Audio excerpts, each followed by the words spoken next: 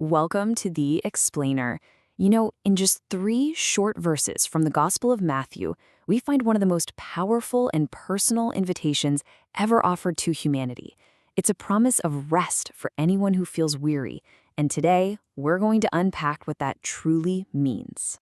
Come unto me. It starts so simply, doesn't it? It's a direct personal call. But to really get what this meant to the people who first heard it, and what this amazing promise of rest is all about, we've got to look at the world they were living in. So before we can really appreciate the solution, we have to understand the problem. Who exactly was Jesus talking to? Who were these heavy-laden people? Okay, let's try to picture it. You're living in first-century Galilee. Life is hard. I mean, really hard. Spiritually, people felt totally crushed by this complex system of religious laws. We're talking hundreds of traditions piled on top of scripture, making it impossible to ever feel like you were good enough. Then you've got the political side of things, living under Roman occupation. And on top of all that, you have the day-to-day struggles of poverty and sickness. It's no wonder people felt this deep sense of hopelessness. And this is exactly why his offer was so absolutely radical. In a world that was all about systems, rules, and rituals, he didn't come along with a new checklist. He offered himself. The solution wasn't another program to follow. It was a person to know. So how does this relationship actually work? Well, Jesus uses this powerful metaphor that everyone listening would have immediately understood: the yoke. Now, when we hear that word today, we might think of bondage or something oppressive. But in ancient Galilee, it meant something very different. It was all about partnership.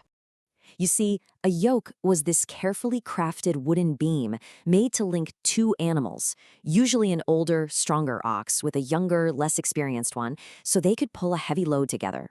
The whole point was for the stronger animal to bear the brunt of the weight, to set the pace, and to guide the younger one. It's such a perfect picture of what Jesus is offering. He's not trying to add another burden to our lives. He wants to join us in ours and carry the heaviest part of it for us. What we're looking at here is a divine exchange, a truly incredible trade-off. He's inviting us to hand over all the heavy stuff, the fear, the guilt, that exhausting cycle of striving to be perfect. And what do we get in return? His burden, which is light, a life of peace, guidance, real strength, and a freedom you can't find anywhere else. So, what kind of partner is he offering to be in this arrangement? Well, he tells us himself, and it all comes down to his character. He doesn't describe himself as some harsh taskmaster. He says he is meek and lowly in heart. Now, in our culture, meek can sometimes sound like weak, but that's not what it means here at all. It means gentle, patient, humble.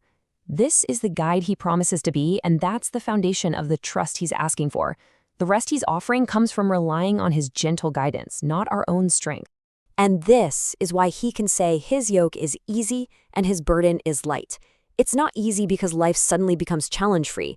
It's easy because he's not asking for perfection from us. He's just asking for a willing heart. And the burden is light because his way, his path, doesn't lead to more guilt and pressure. It leads to real, profound joy. All right, so all of this builds to the grand finale, the ultimate promise at the heart of this entire invitation. That phrase, "ye shall find rest unto your souls," is just so profound because it's a dual promise.